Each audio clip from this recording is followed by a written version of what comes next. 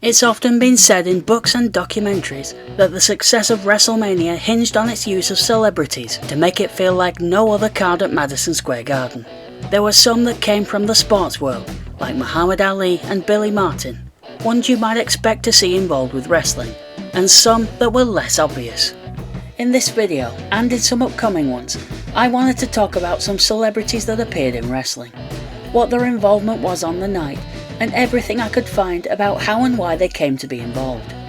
And I thought that with the end of this month marking 40 years since Wrestlemania 1, I chose to start with Liberace because I was watching the first Wrestlemania and decided to dig into any other links he might have had to wrestling.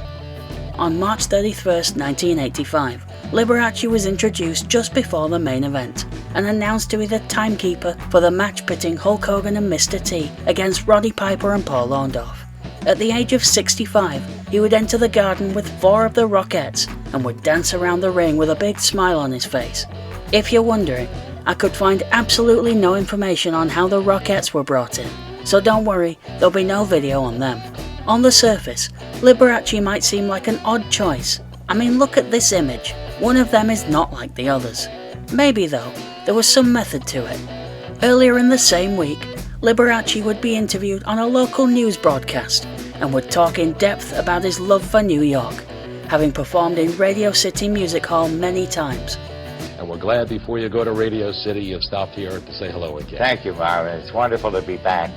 I have so fallen in love with New York, not just because of Radio City Music Hall, which I dearly love, but because the town has so much energy and it's given me a kind of a vital spurt, you know, and I'm living in New York. I've gotten a place here and I'm going to make it one of my homes. He was also no stranger to Madison Square Garden, the site of WrestleMania, as on May 26, 1954, he would perform there to 15,000 people. On March 29th, WWF would hold a press conference where Hogan, Muhammad Ali and Liberace would appear. Liberace was quoted as saying, "If my mother was alive today, she would say, 'Son, you're finally a man,' because she was a great fan of wrestling."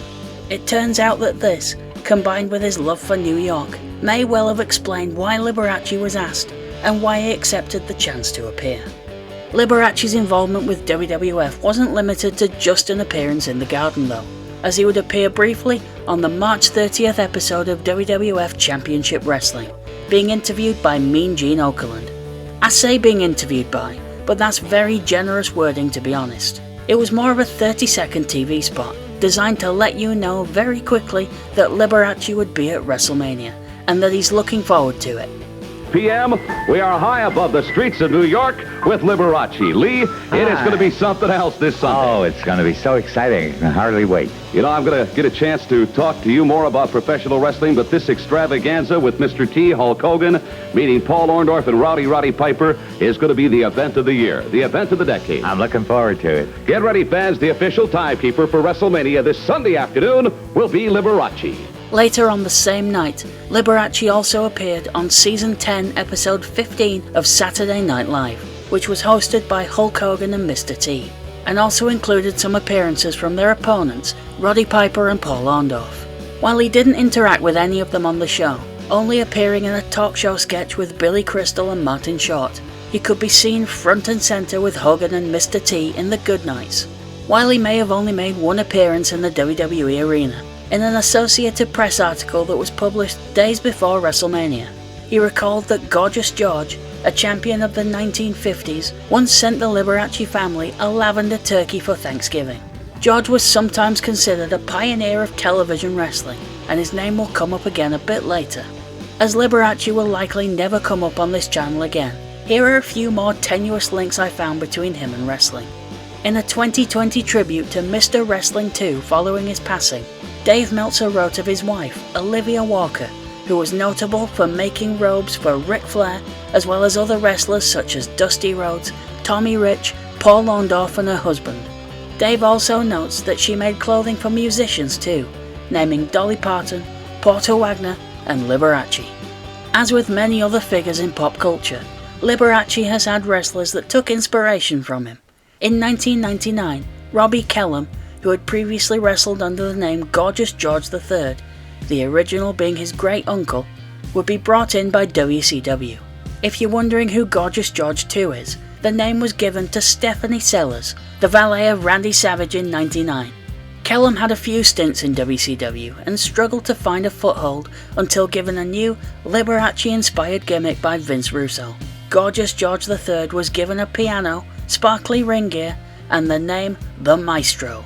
This was a short-lived character, as were many in WCW around the time, with his most notable feud being with Ernest Miller, culminating with James Brown appearing at Super Brawl 2000. Unadvertised. WCW 2000.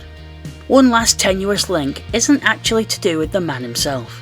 In April 2010, Deadline reported on WWE acquiring the film rights to a 2008 biography called Gorgeous George, the outrageous bad boy wrestler who created American popular culture.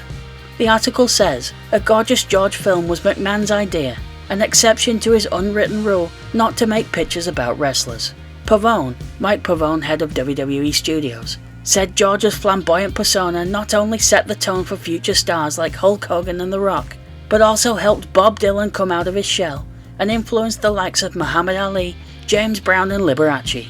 While both Muhammad Ali and James Brown have said in the past that they took inspiration from George and other wrestlers, as far as I can tell, Liberace didn't say such a thing publicly.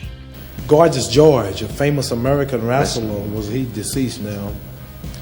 He was there talking before myself, and I came on after him. But during the time he was being interviewed, he was talking about, I am the prettiest wrestler. I am great. Look at my beautiful blonde hair. If that bum even messes my hair up, I'll annihilate him. I had to go to see what he would do. Would he win or would he lose? So there is all I could find of Liberace's involvement in the world of pro wrestling. Now I know what you might be thinking.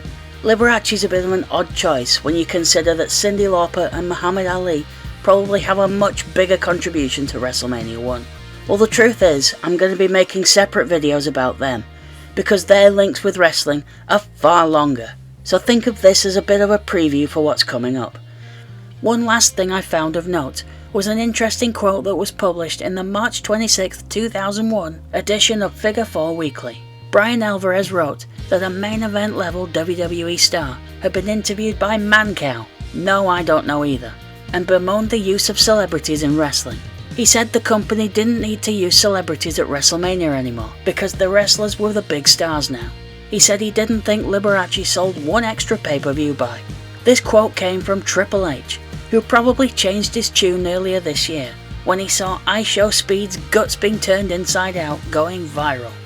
Well, I think I've been very fortunate to appeal to a general type of audience, which includes people of all ages, a kind of a family type audience.